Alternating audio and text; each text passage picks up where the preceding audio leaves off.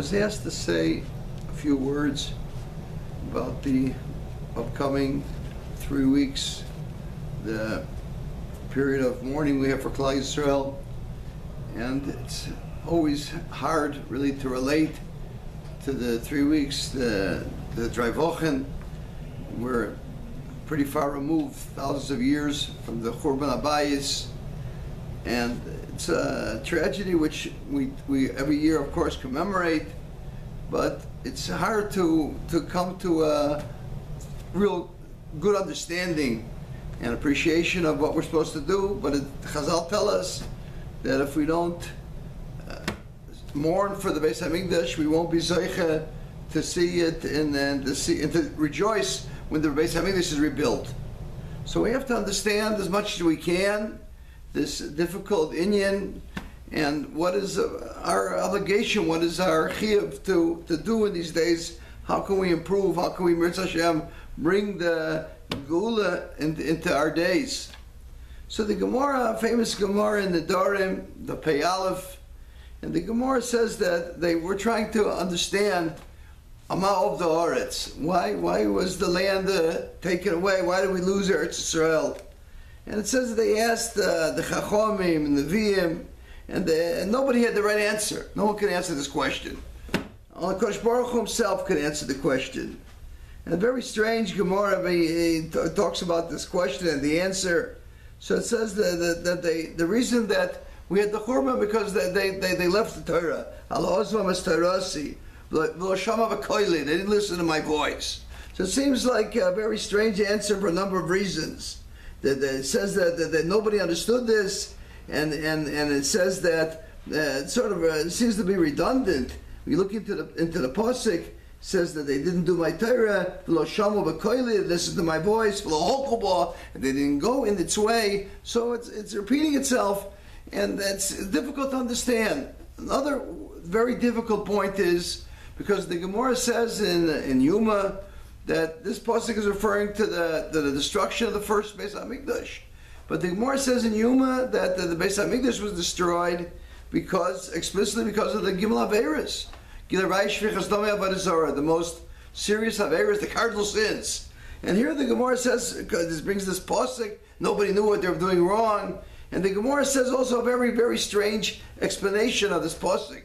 It says because lo birchu b'Torah b'tchila.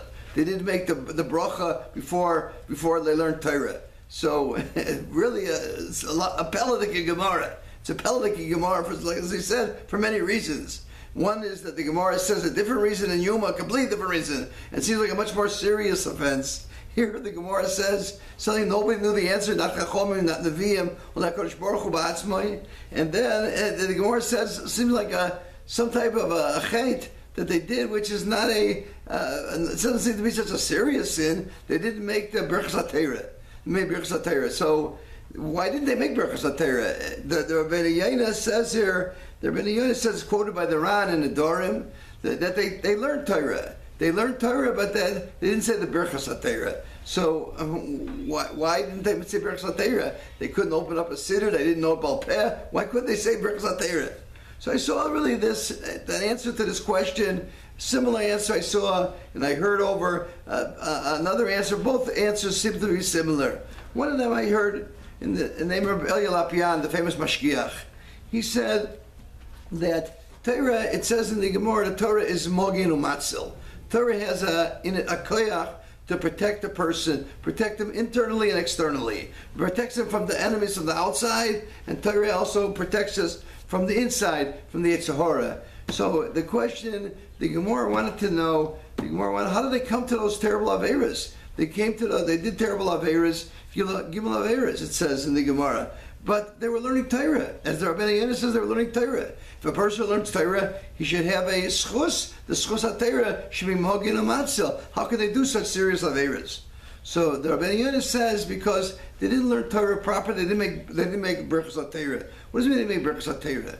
So I heard the Brisker Rav explained that Berachas HaTorah, we make a bracha when we do a mitzvah. When we do a hechsher mitzvah, we don't make a bracha. Like when we sit in sukkah, we make the bracha sitting in sukkah. But when we build a sukkah, we don't make a bracha. A hechsher mitzvah doesn't require a bracha. They learned Torah as a hechsher mitzvah. They thought, well, they have to learn Torah in order to know all the Shulchan Aruch, what to do. But they didn't learn Torah as a mitzvah in itself. That's why they came to do all the Averas. Because in order to have the protection of Torah, you have to learn Torah. You learn Torah to understand that Torah, every word of Torah, every letter of Torah can bring you to a higher madrega. And that's why they didn't make the bracha, but they didn't make the bracha of Torah because they didn't appreciate the Torah. They didn't know that Torah itself is a mitzvah, not just a hechsher mitzvah. That's how Rabbi Lapian explained it. I saw a similar explanation that Rabbi Zev Lev explained. He said the following. It says in the Novi that they were kind the mitzvah tzav tzav kav kav, line by line, and they were just each mitzvah they did. But they didn't connect the mitzvahs. They didn't understand that the mitzvahs, there's a totality to mitzvahs. And there's a beautiful mashal I heard, Rabbi Lev said, I heard maybe from others, there was Shraga Feivel Mendelovich. He once came to someone's house and was invited to a person for a Shabbos meal. And he came, I guess it was a late Friday night, and the Rebbitzin, or whoever, the household, the wife, the Balabosta, she I guess she fell asleep.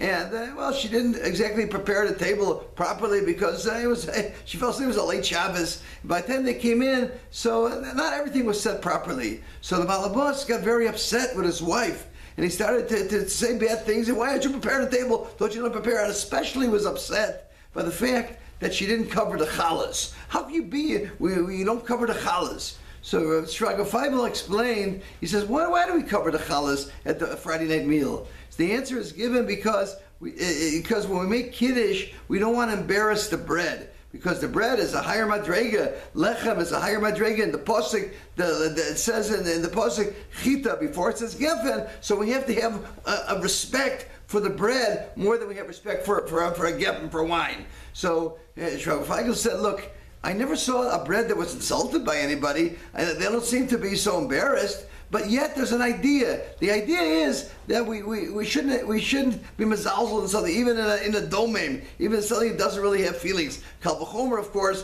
when we talk to real people, we can't insult them. So that's what Rabbi Feigl said. Here the person didn't understand the message. He was so concerned about this halacha, that halacha says you can't embarrass the bread. What about embarrassing his wife? His wife, who, like Rav Chaim Shulevitz says, person is mechuyev the greatest amount vakor satov to his wife, and that he didn't understand. So he was tzav kav lekav. He was understanding each individual mitzvah, but he couldn't put the totality of the mitzvahs together. That's why he didn't understand the bracha birchas haTorah sher kiddushanu mitzvaysav. When we learn Torah, you have to understand it's supposed to sanctify us completely, not just to learn up a piece of Gemara, a halacha Shulchan Aruch, but to understand what Torah can do completely, and that'll change our personality.